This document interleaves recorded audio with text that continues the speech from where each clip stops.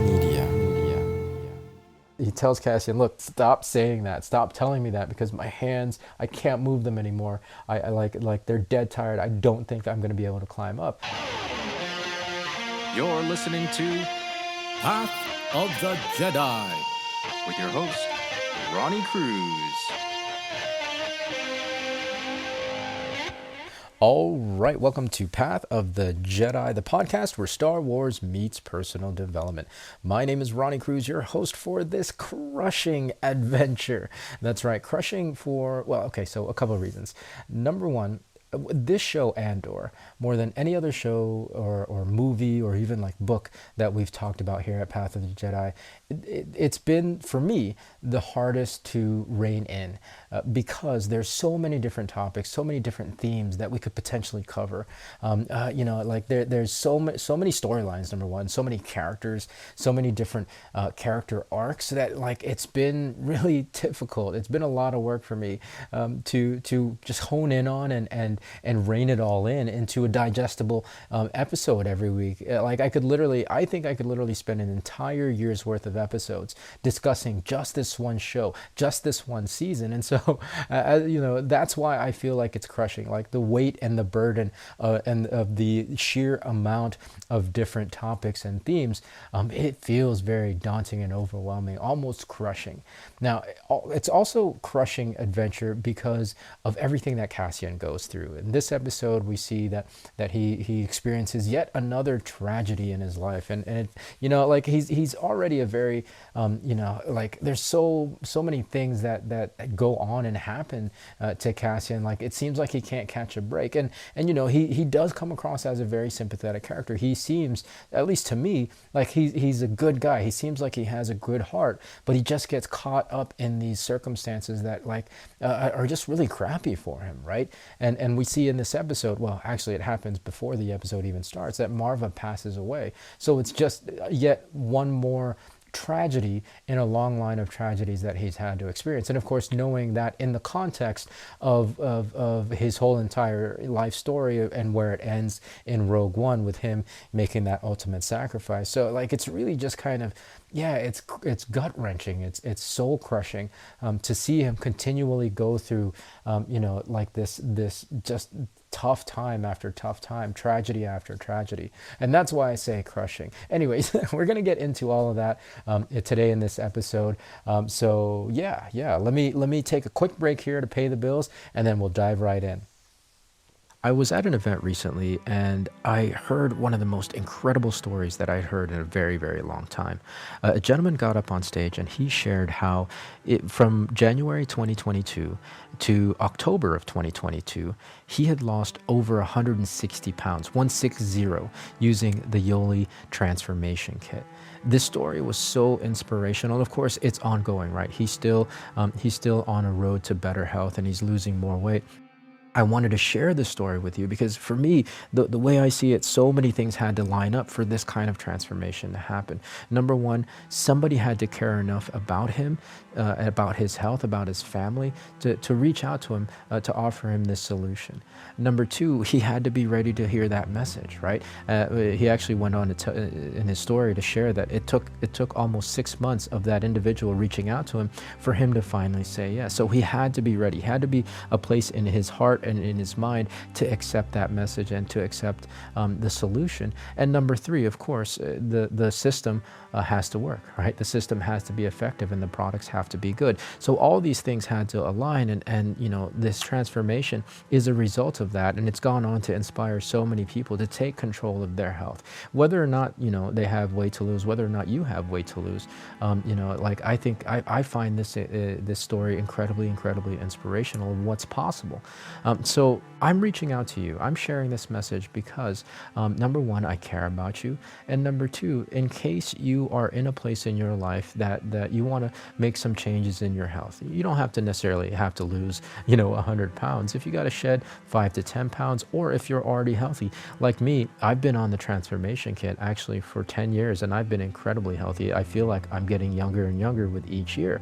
So wherever you are in your health, if there's some things that you want to change, if there's some adjustments that you want to make, I want to let you know that the Yoli Transformation Kit is a great all-natural solution where you can gain your health back.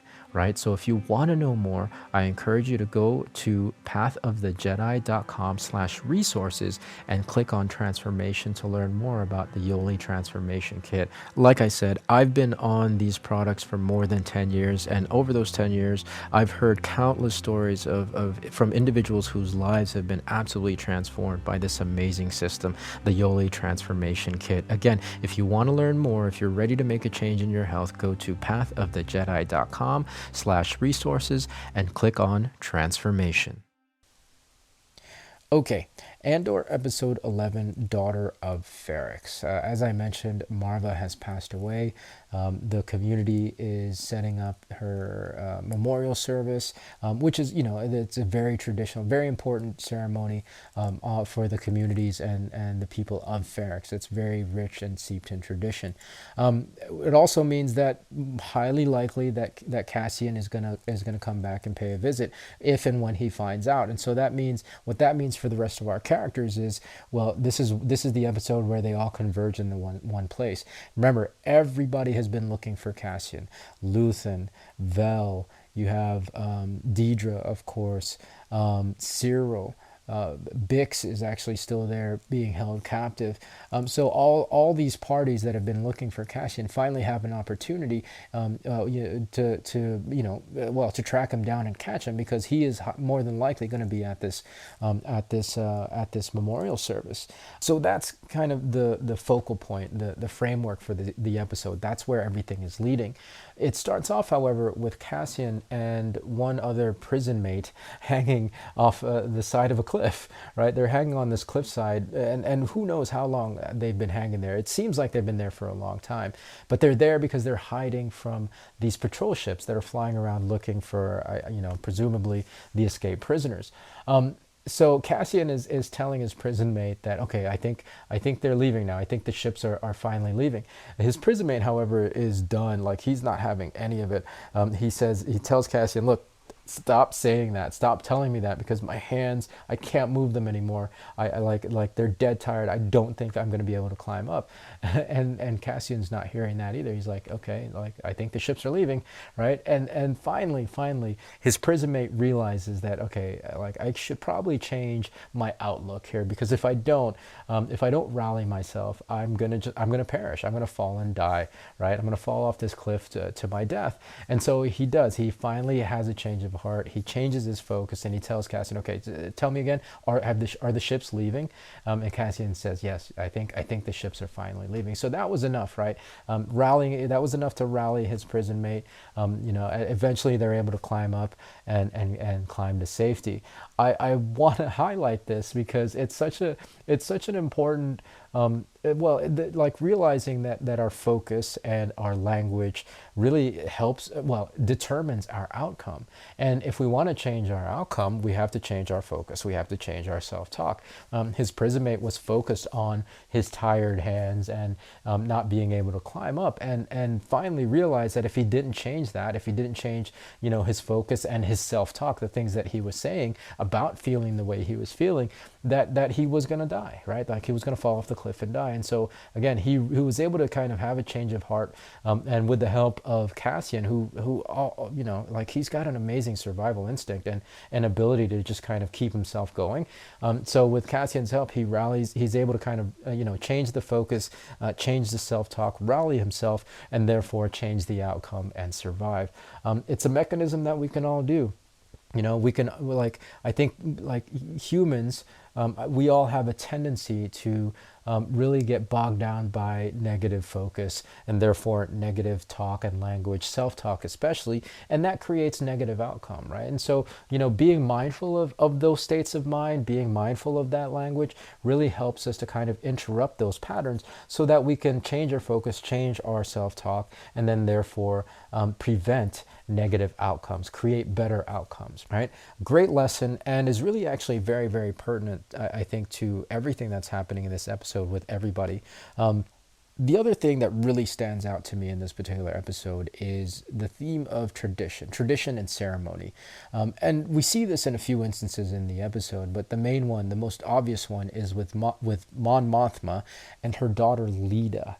Now, okay, so in the scene, we have Vel actually paying a visit to Mon Mothma, and they happen upon Leda with this kind of study group, and we hear the study group, and we see them kind of chanting, reciting, like this mantra, and we can assume it's like old traditional Chandrilan belief systems and mantras and chants. And Vel is kind of aghast at this. She can't believe that this young girl Leda is buying into these really archaic belief systems.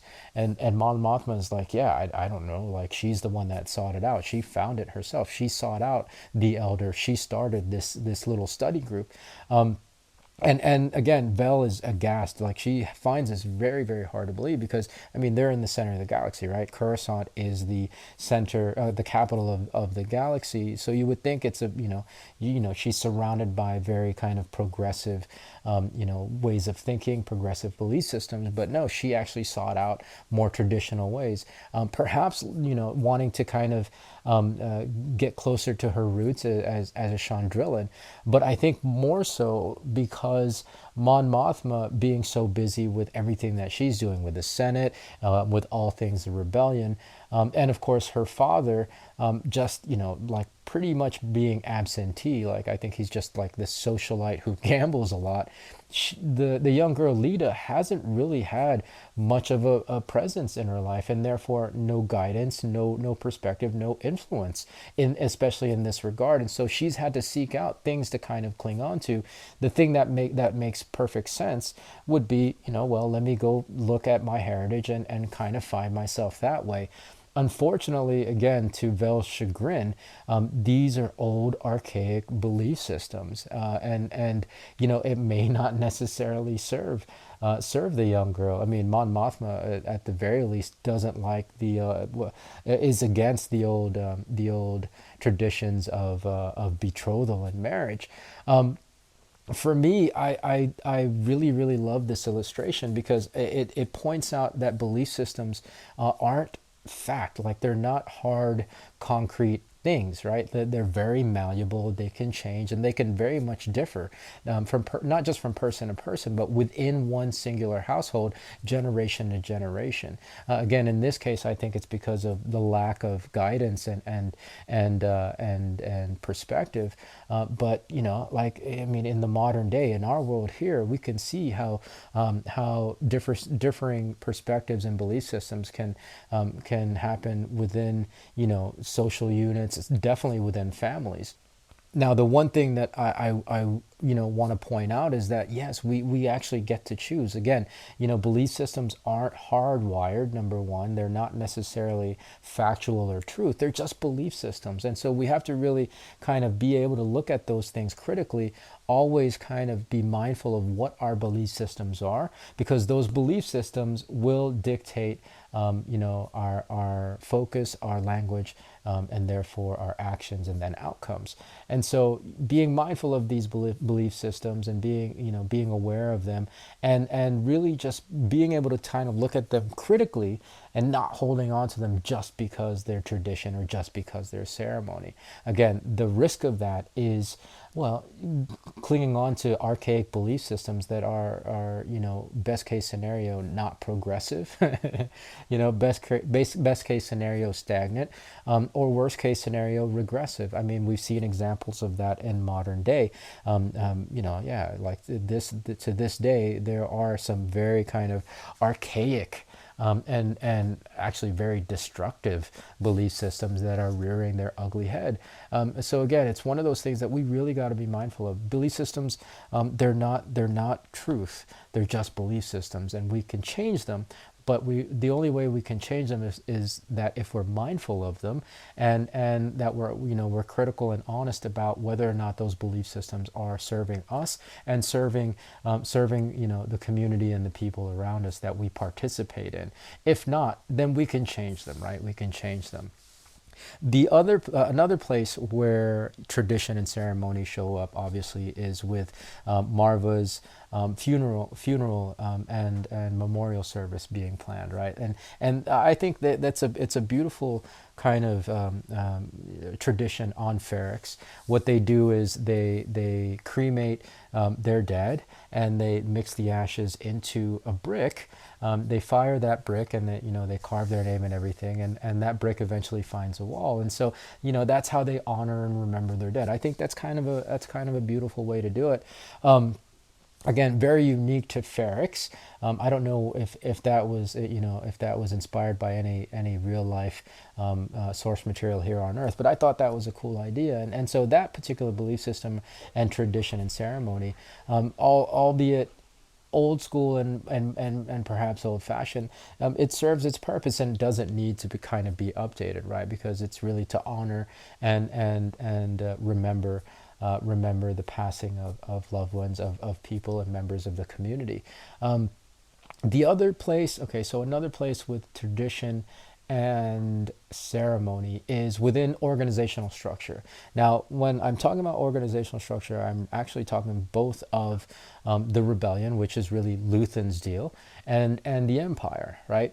Now, you would think that Luthen trying to fight against and topple the empire would do things a little differently, but what we see is that he's sticking to not really tradition, but how he knows how to do things, and he's not changing his ways, and as a result, like he's doing things in kind of the same way that the empire is doing. As a result, there's a breakdown in the organizational structure. I mean, we see the breakdown in the empire already from day one with Cyril disobeying orders, but like within Cyril's organization, you're expected to have this kind of blind obedience and blind loyalty to the thing, with unquestioning loyalty. But like, it's such an old school archaic way of doing things that it does, it's outdated and outmoded.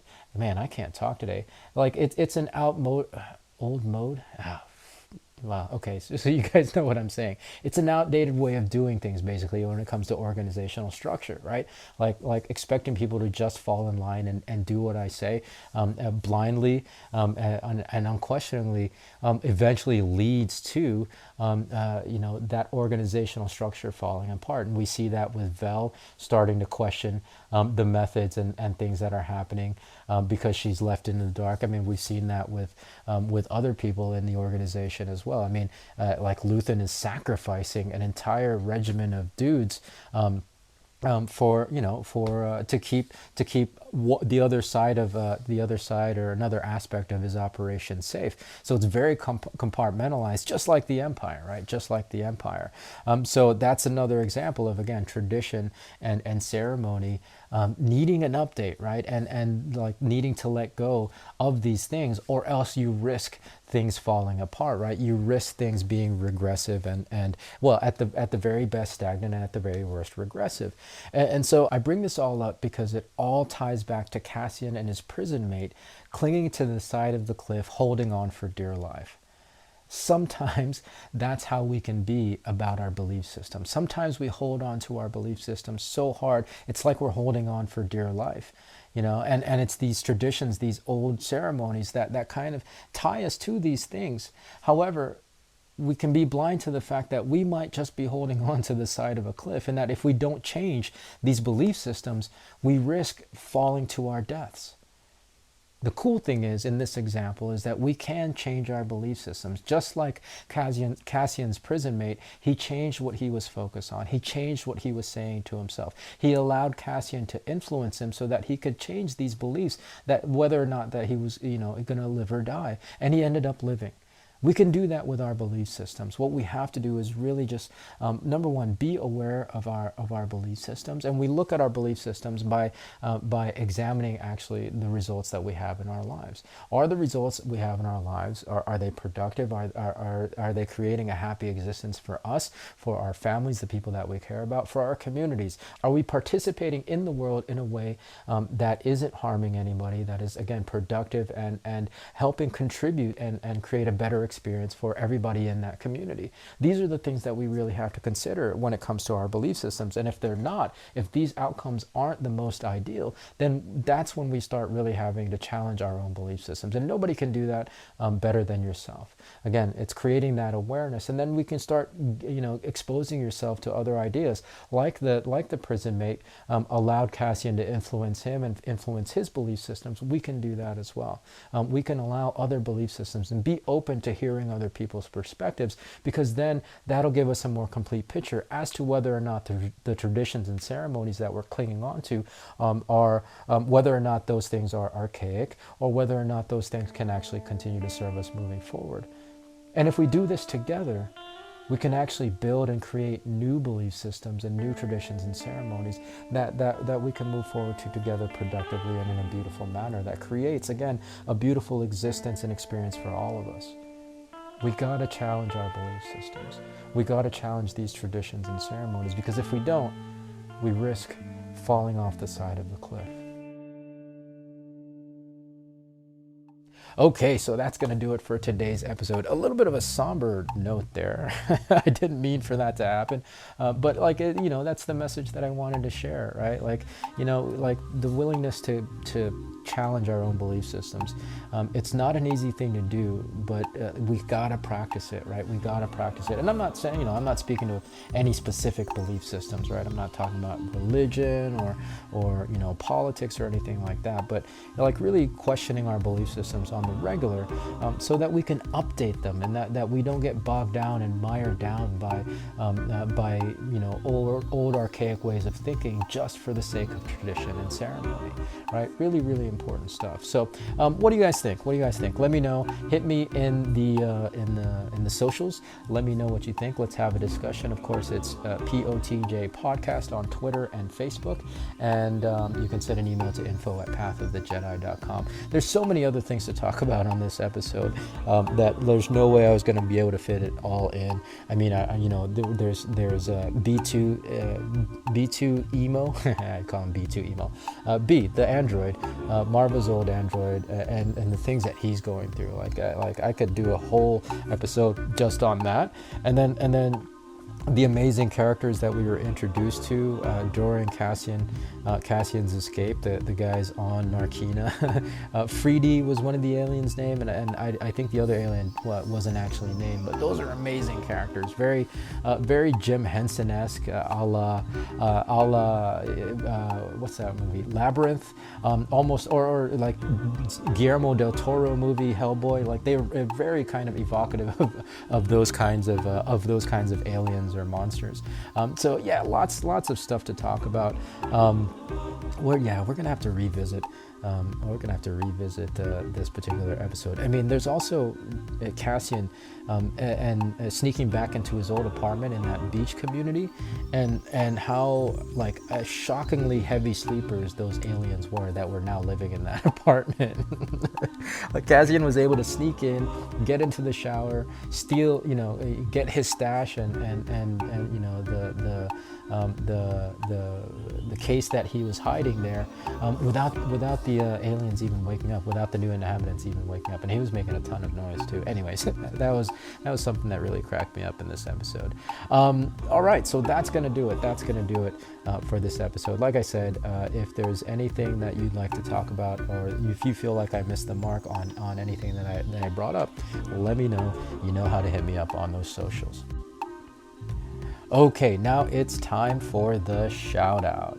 All right, this is a first, and I only do this because it is the giving season, and like for me, giving is with the holidays. It is about giving, because the more we give, the more we receive. Not only just like the actual things that we receive materially, but what we get out of giving, right? The internal joy, the fulfillment, and gratitude that we feel, when we give freely and without any expectation. So for this week's shout out, I want to give a shout out to WWO again, and I want to shine some more light on them, give them some more platform, because again, they need our help.